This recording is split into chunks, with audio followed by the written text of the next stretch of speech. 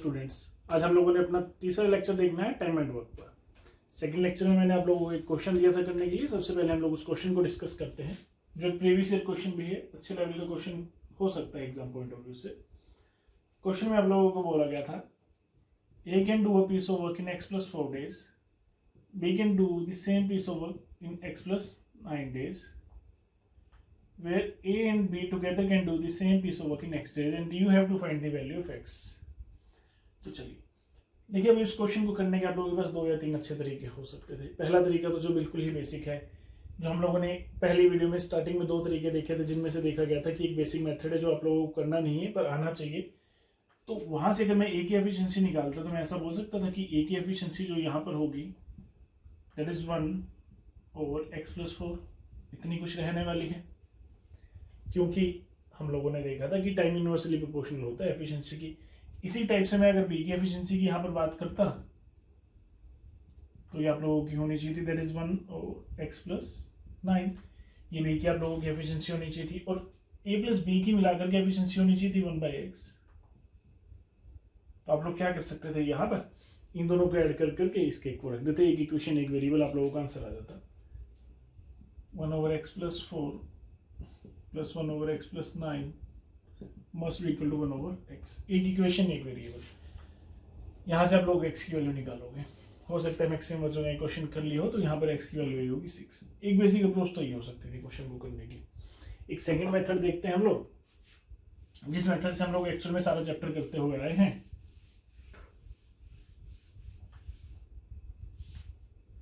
हम लोग यहाँ पर एलसीएम लेते थे। अब x+4 और x+9 का एलसीएम कैसे लेंगे? अब देखिए 5 और 7 का एलसीएम कितना होता है, 5 और 7 में से कुछ कॉमन नहीं आता तो हम लोग इसको मल्टीप्लाई करके लिख देते हैं एलसीएम 35। तो ऐसे ही कुछ इस केस में करेंगे, हम लोग इसको मल्टीप्लाई करके लिख देते हैं। हालांकि मल्टीप्लाई करना नहीं है अभी पूरा, इसको ऐसे ही आप लोगों ने लिख दिया। अगर इतना एलसीएम लिया गया है, आप देखोगे x+4 इंटू x+9 आप लोगों ने टोटल वर्क कंसिडर कर लिया है। अब इसको डिवाइड बाय x+4 करेंगे तो यहाँ पर a की एफिशिएंसी आनी चाहिए थी x+9, और इसको डिवाइड बाय x+9 करेंगे तो b की एफिशिएंसी आनी चाहिए थी x+4। अब आप लोग देखोगे टोटल वर्क और टोटल एफिशिएंसी, टोटल वर्क और टोटल एफिशिएंसी करेंगे तो टोटल टाइम आना चाहिए था, जो आप लोगों के पास क्वेश्चन में पहले ही x गिवन है, क्योंकि क्वेश्चन में बोला गया है कि a plus B can do a piece of work in x days. तो यहाँ पर x+4 x+9 इन दोनों की एफिशिएंसी मिलाकर के x+x 2x और 4+3 9+4 that is 13, that is 2x+13 that must be equal to x। एक सेकंड अप्रोच आप लोगों की हो सकती थी क्वेश्चन की, हालांकि दोनों ही approach exam point of view से लेंथी हैं। अब देखिए आप लोगों ने इस क्वेश्चन को विद इन सेकंड्स कैसे करना था। हालांकि क्वेश्चन 1 या 2 सेकंड का, इससे ज्यादा टाइम नहीं लगना चाहिए था आप लोगों को क्वेश्चन में। क्वेश्चन में बोला गया था a x+4 में कर सकता है, b x+9 में कर सकता है, और a b मिलाकर के x डेज में कर सकते हैं, and you have to find the value of x। तो आप लोगों को जब कभी भी इस पैटर्न पर क्वेश्चन मिलेगा जहां पर आप लोगों के पास दोनों का जो कंबाइंड टाइम होगा वो गिवन होगा, और उससे एक्स्ट्रा चीजें दी हुई होंगी, जैसे a का एक्स्ट्रा 4 है और b का एक्स्ट्रा 9 है। कभी इस पैटर्न पर क्वेश्चन होगा तो आप लोगों ने सिर्फ इतना काम करना है, जो ये वैल्यूज एक्स्ट्रा है दैट इज 4 इंटू 9, इसका रूट कर देना है। क्वेश्चन का आंसर है 36 का रूट दैट इज 6। तो इस क्वेश्चन का आंसर यहाँ पर होना चाहिए था 6। फिर से देख लीजिए आप लोगों ने क्या करना है, जो एक्स्ट्रा डेज पड़े होंगे उन दोनों की मल्टीप्लिकेशन का root that will be your final answer. कारण वही है जो बेसिक अप्रोच है, वहां से दोनों वैल्यूज कैंसिल हो जाती हैं, लास्ट में सिर्फ x k की वैल्यू बचती है। उस केस में तो हम लोग डायरेक्ट उसको यहाँ पर रूट से कर रहे हैं। अब देखिए इस पैटर्न पर आज तक किसी भी एग्जाम में 5 ही क्वेश्चन आया, मैं 5 आप लोगों को एक बार जल्दी से बता देता हूँ, जिनमें से एक क्वेश्चन तो यही था। इस पैटर्न पर सबसे पहला क्वेश्चन जो था LIC लेकर के आया था 2008 में, जहां पर गिवन था x+2 एंड x+8। तो आप लोग देखोगे 2 इंटू 8 16 का रूट, क्वेश्चन का आंसर होना चाहिए था 4। फिर एक क्वेश्चन यहां पर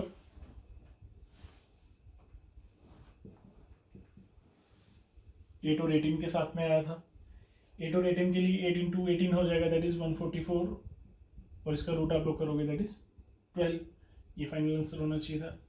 और फिर एक SSC क्वेश्चन लेकर के आया था दैट इज 9/2 एंड 8। तो यहाँ पर 9/2 इंटू 8 होना चाहिए था, दैट इज ऑल्सो 36। तो क्वेश्चन का आंसर फिर से 6 हो जाता था। तो इस पैटर्न पर आप लोगों को जब कभी भी क्वेश्चन मिलने वाला है तो आप लोग जो एक्स्ट्रा डेज रहे होंगे उनकी मल्टीप्लिकेशन का रूट करोगे, वो आप लोगों का हमेशा फाइनल आंसर होगा। चलिए, तो यहाँ पर आप लोगों का ये जो लास्ट वीडियो का आप लोगों का होमवर्क था वो कंप्लीट है। आज की वीडियो स्टार्ट करते हैं। अभी तक हम लोगों ने टाइम एंड वर्क में 2 टाइप के क्वेश्चन कर लिए हैं। First one is on based on ABC and second one on groups, कि जहाँ पर 10 मेन और 20 वुमेन, कुछ इस तरह के क्वेश्चन थे। आज हम लोगों को 2 तरह के क्वेश्चन करने हैं। सबसे पहले efficiency based question, second one chain rule. बस ये 2 तरह के क्वेश्चन आप लोगों के टाइम एंड वर्क में रह गए हैं।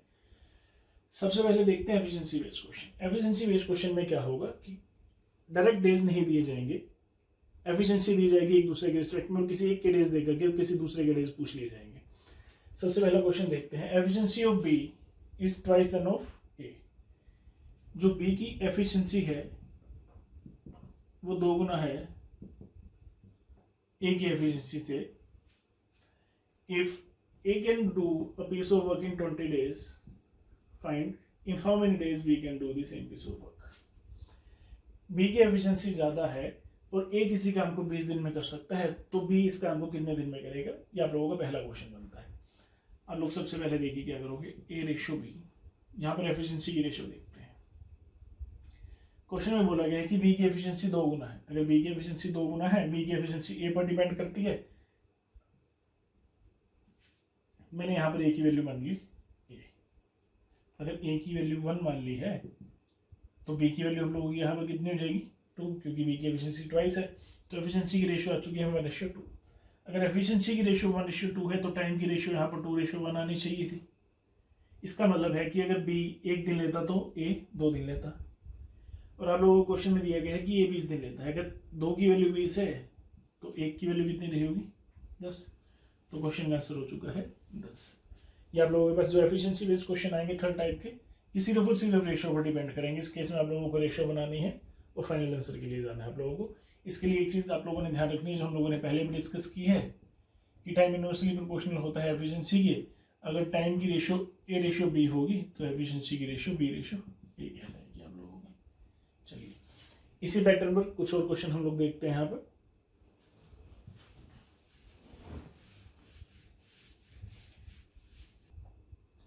चलिए, क्वेश्चन हम लोगों को बोलता है A is twice efficient than B, यानी कि A की एफिशिएंसी 2 गुना है B से।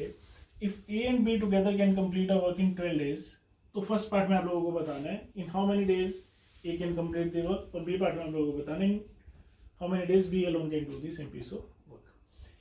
A की एफिशिएंसी 2 गुना है B से, तो आप लोग सबसे पहले यहाँ पर एफिशिएंसी की रेशियो लिखोगे। अब देखिए A is twice efficient than B, A depend करता है B पर, तो हम लोगों ने B की एफिशिएंसी यहाँ पर 1 मान ली, तो A की एफिशिएंसी 2 होगी। मैंने यहाँ पर ऐसा मान लिया कि B एक दिन में 1 मार्कर बनाता है, तो A एक दिन में 2 मार्कर बना पाएगा। चलिए, अब देखिए अगर B एक दिन में 1 मार्कर बना सकता है और A एक दिन में 2 मार्कर बना सकता है, तो दोनों मिलकर एक दिन में कितने मार्कर बना सकते हैं, 3 मार्कर। और टोटल कितने दिन लगे इन लोगों को, 12 दिन। तो मैं ऐसा बोल सकता हूँ कि टोटल मार्कर जो इन लोगों को बनाने होंगे वो 36 रहे होंगे, जिसको आप लोग यहाँ पर टोटल वर्क बोल सकते हो।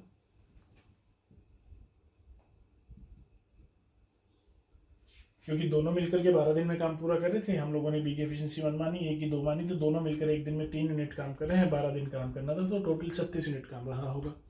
अब देखिए, पहले पार्ट में पूछा था A alone can do the same piece of work, यानी कि 36 पेन बनाने हैं, और A एक दिन में कितने पेन बना सकता है, 2 ही पेन बना सकता है।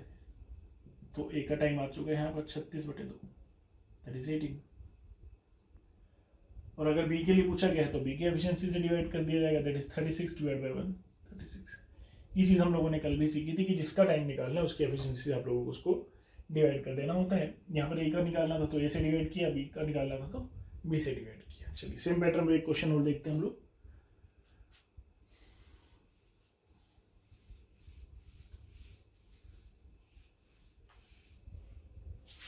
इसी क्वेश्चन में थोड़े से चेंजेस कर लेते हैं। A is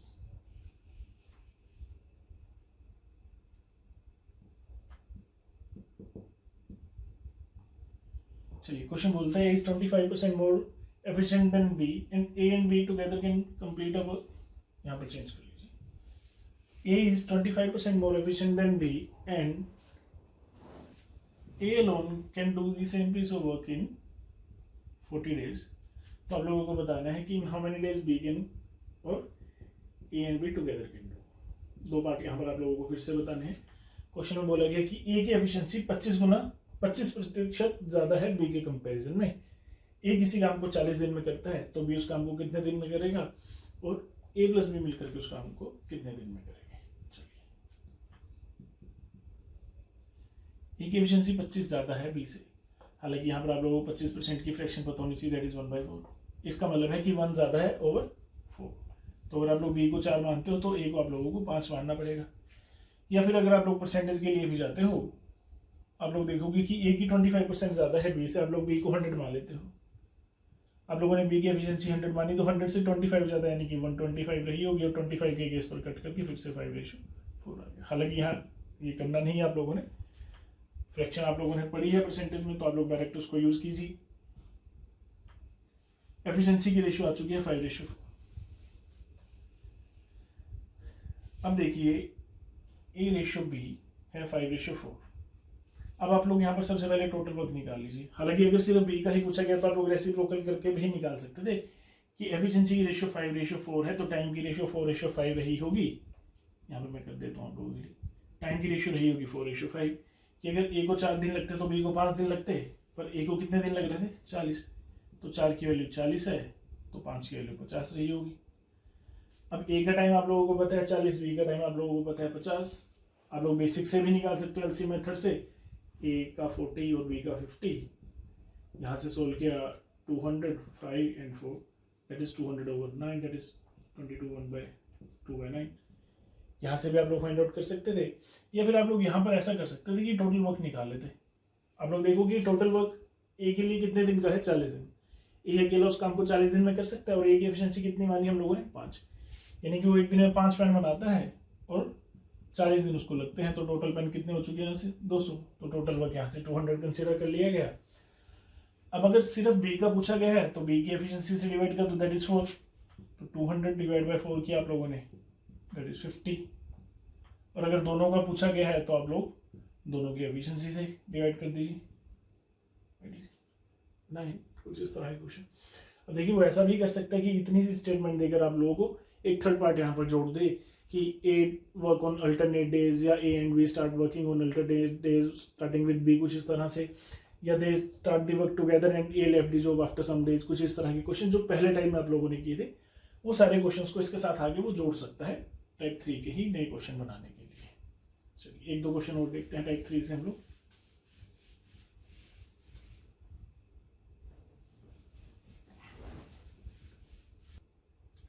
चलिए क्वेश्चन देखते हैं। क्वेश्चन में आप लोगों को बोला गया है A is twice efficient as B, कि जो ए की एफिशिएंसी है वो बी के कंपैरिजन में 2 गुना है, और B is efficiency is thrice of C, जो बी की एफिशिएंसी है वो सी से 3 गुना है। If A B and C together can do a piece of work in 12 days, तो पहले पार्ट में आप लोगों को बताना है A alone can do the work, and second part में आप लोगों को बताना है B and C together can complete the work in how many days. अभी तक 2 ही वेरिएबल के साथ एफिशिएंसी का क्वेश्चन था, ये 3 वेरिएबल के साथ है। देखिए ए रेशियो बी भी आप लोगों को रिक्वायर्ड है और बी रेशियो सी भी रिक्वायर्ड है, तो आप लोग ऐसा बोल सकते हो कि A ratio B ratio C required है।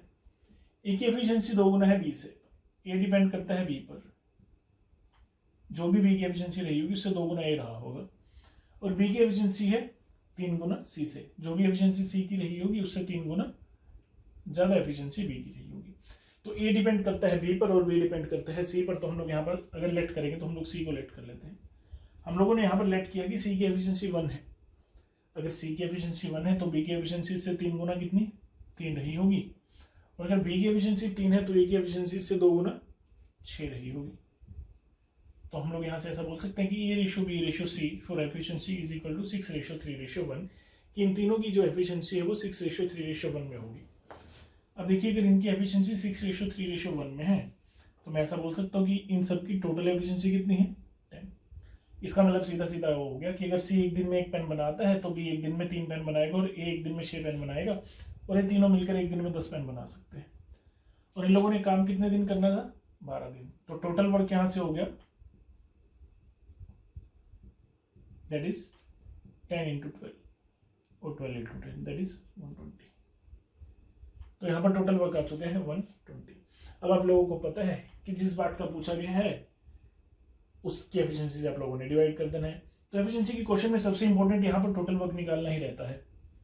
आप लोगों ने टोटल वर्क निकाल लिया, अगर ए लोन का पूछा है तो आप लोग ए की एफिशिएंसी से डिवाइड कर दो, तो फर्स्ट पार्ट का आंसर हो जाएगा 120 और ए की एफिशिएंसी कितनी है 6। क्वेश्चन का आंसर आ चुका है 20। अगर यहाँ पर बी ए लोन का पूछा जाता, नहीं सेकंड पार्ट में पूछा गया बी प्लस सी का, तो आप लोग देखोगे बी प्लस सी की एफिशिएंसी मिलाकर कितनी है, दैट इज 3 + 1 4। तो क्वेश्चन का आंसर हो जाएगा बी पार्ट का 120 डिवाइड बाय 4 दैट इज 30। अगर बी ए लोन का पूछा जाता तो आप लोग 120 डिवाइड बाय 3 कर देते, सी ए लोन का पूछा जाता तो 120 डिवाइड बाय 1 कर देते, अगर ए और सी का पूछा जाता तो 120 डिवाइड बाय 7 कर देते। जो भी आप लोगों से रिक्वायर्ड होगा आप लोग उसकी एफिशिएंसी से बस इसको डिवाइड करने वाले हो। तो आप लोगों के थर्ड टाइप के क्वेश्चन थे जो एफिशिएंसी बेस्ड क्वेश्चन रहने वाले हैं। नेक्स्ट टाइप हम लोग देखते हैं फोर्थ टाइप के क्वेश्चन जो कि चेन रूल पर आप लोगों के बेस्ड रहने वाले हैं। देखिए टाइम एंड वर्क में अगर सबसे आसान क्वेश्चन कोई रहने वाले हैं तो वो चेन रूल पर ही रहेंगे। आप लोगों को सिर्फ और सिर्फ वैल्यूज पुट करनी है, डायरेक्ट आंसर आप लोगों का आ जाएगा। इसके लिए आप लोगों को एक फॉर्मूला देखना पड़ेगा जिसको हम लोग चेन रूल बोलते हैं, that is M1 D1 H1 over W1 is equal to M2 D2 H2 over W2। आप लोग इसको MDS से याद रख सकते हैं, ठीक है। M1 क्या है यहाँ पर, M1 हालांकि हम लोग मैन मान करके चलते हैं, पर मैन वुमेन बॉयज मशीनरी कोई भी ऐसी चीज जो एफिशिएंसी प्रोड्यूस करती है उसको हम लोग M से डिनोट करेंगे। यहाँ पर जो भी वैल्यू आप लोगों की एफिशिएंसी प्रोड्यूस करने वाली है, D for days, H for hours and W for work। बस ऐसा ही कुछ यहाँ पर रहने वाला है M2 D2 S2 और W2 के केस में। क्वेश्चन देखिए कुछ इस तरह से होगा, 10 आदमी 20 दिन में 30 घंटे काम करते हो 40 पेन बना सकते हैं, तो 20 आदमी 30 दिन में 40 घंटे काम करते हुए कितने पेन बनाएंगे, कुछ इस तरह के क्वेश्चन। तो हम लोग क्वेश्चंस के साथ ही सीखते हैं। यहाँ पर क्वेश्चंस देखते हैं। चलिए चेन रूल पर पहला क्वेश्चन देखते हैं हम लोग। क्वेश्चन है वर्किंग 7 आवर्स डेली, यानी कि H1 की वैल्यू आप लोगों की गिवन है दैट इज 7। 24 men कैन complete a piece of work in 27 days. तो यहाँ पर M1 की वैल्यू आप लोगों के पास 24 है, D1 की वैल्यू आप लोगों के पास 27 है। और क्वेश्चन में आप लोगों से पूछा है in how many days would 14 men complete the same piece of work working 9 hours a day. यानी कि D2 की वैल्यू आप लोगों को यहाँ पर फाइंड आउट करनी है, जबकि M2 की वैल्यू आप लोगों के पास 14 है और D1 की वैल्यू आप लोगों के पास 9 है। तो आप लोगों ने वहां पर क्या समझा था कि M1 D1 H1 over W1 is equal to M2 D2 S2 over W2 होता है। अब यहाँ पर W की तो बात की ही नहीं गई है, तो जब अगर W की बात नहीं की गई है, यहाँ पर सेम पीस ऑफ वर्क बोला गया है, यानी कि दोनों वैल्यूज आपस में कैंसिल होंगी, तो आप लोगों के पास फॉर्मूला सिर्फ बच गया M1 D1 H1 is equal to M2 D2 H2। तो आप लोग डायरेक्ट वैल्यूज पुट कर दीजिए। M1 की वैल्यू आप लोगों ने पुट की 24, D1 की वैल्यू आप लोगों ने 27, H1 की वैल्यू आप लोगों ने 7, must be equal to 14, D2 की वैल्यू यहाँ पर 9 और सॉरी D2 की वैल्यू आप लोगों को यहाँ पर निकालनी है, S2 की वैल्यू आप लोगों के पास गिवन है 9। तो आप लोग देखोगे कि आपको इस पूरी इक्वेशन में सिर्फ एक वेरिएबल है जिसकी वैल्यू आप लोगों को फाइंड आउट करनी है। तो D2 हो जाएगा 24 into 27 into 7 divide by 14 into 9। जो आप लोग इसको सोल्व करोगे दैट इज 7 के लिए दैट इज 36। तो क्वेश्चन का आंसर यहाँ पर हो जाएगा 36। तो इस तरह के क्वेश्चन में आप लोगों ने डायरेक्ट वैल्यूज ही पुट करनी है। चलिए सेम पैटर्न पे एक क्वेश्चन और देखते हैं हम लोग।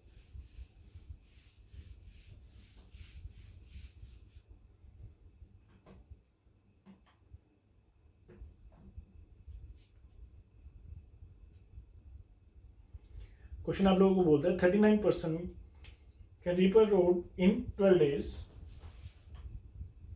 M1 की वैल्यू है यहाँ पर 39 और D1 की वैल्यू है that is 12, working 5 hours a day. तो H1 की वैल्यू यहाँ पर हो जाएगी 5 और क्वेश्चन में आप लोगों से रिक्वायर्ड है in how many days will 30%, यानी कि M2 की वैल्यू है 30, working 6 hours a day. S2 की वैल्यू आप लोगों के पास 6 और D2 की वैल्यू आप लोगों को फाइंड आउट करनी है। तो फिर से आप लोग डायरेक्ट वैल्यूज पुट करोगे और आप लोग देख सकते हो कि ड्यू टू की डायरेक्ट वैल्यू हो जाएगी इन तीनों की मल्टीप्लीकेशन डिवाइड में ये दो values, that is 39 into 12 into 5 divide by 30 into 6। यहाँ से आप लोग इसकी वैल्यू फाइंड आउट कर सकते हो। ये आप लोगों के पास सेकंड क्वेश्चन रहेगा चेन रूल पर। चलिए नेक्स्ट क्वेश्चन देखते हैं। क्वेश्चन में आप लोगों को बोला गया fort had provision of food for 150 man, M1 की वैल्यू हो चुकी है 150 फॉर 45 डेज, D1 की वैल्यू हो चुकी है 45 डेज। चलिए आफ्टर 10 डेज 25 मैन लेफ्ट। 10 दिन के बाद क्या होता है कि 25 लोग जो है छोड़ करके चले जाते हैं। तो क्वेश्चन में बोला गया number of days for which the remaining food will last is. देखिए 150 लोगों का 45 दिन का खाना था और 10 दिन के बाद उसमें से 25 लोग छोड़ करके चले गए हैं, तो बताइए कि बचा हुआ खाना कितने दिन चलेगा। तो ये बेसिकली चेन रूल का ही क्वेश्चन होता है। ऐसा नहीं है कि यहाँ पर आप लोगों को क्वेश्चन बनानी पड़ेगी। आप लोग एक छोटी सी चीज समझिए कि देखिए खाना कितने लोगों का था, 150 लोगों का, कितने दिन के लिए, 45 दिन के लिए, और वो बोलता है कि 10 दिन बाद 25 लोग छोड़ करके चले गए हैं। यहाँ पर क्वेश्चन समझना इंपॉर्टेंट है। सोल्यूशन बड़ा छोटा सा है, 1 या 2 लाइन का सोल्यूशन है कि 150 लोगों का खाना जो था 45 दिन का था और 10 दिन बाद 25 लोग छोड़ करके चले गए, यानी कि 10 दिन तो उन लोगों ने खाना खाया। अगर 10 दिन उन लोगों ने खाना खाया तो 150 लोगों का खाना कितने दिन का रह गया था, 35 दिन का। 150 लोगों को 45 दिन का खाना था, 10 दिन वो लोग खा कर गए हैं, तो 150 लोगों का 35 दिन का खाना रह चुका है। और अभी 25 मैन लेफ्ट, 25 लोग छोड़ करके जा चुके हैं। अगर 25 लोग छोड़ करके जा चुके हैं तो लोग कितने रह चुके हैं, 125। बस इतना सा सोल्यूशन था। आप लोगों को 25 के टेबल पर गया 5, 25 के टेबल पर गया 6, 6 इंटू 7 42। तो क्वेश्चन का आंसर होना चाहिए था 42 डेज। चलिए इस पैटर्न पर लास्ट क्वेश्चन आप लोगों के लिए।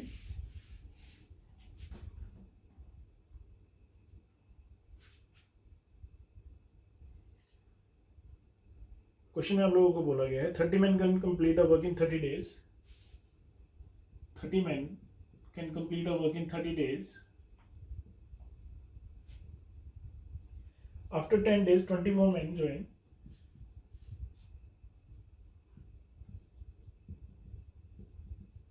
10 दिन के बाद क्या होता है, 20 और लोग ज्वाइन कर लेते हैं लोगों को। तो क्वेश्चन में बोला गया कि इन how many days total work will be done.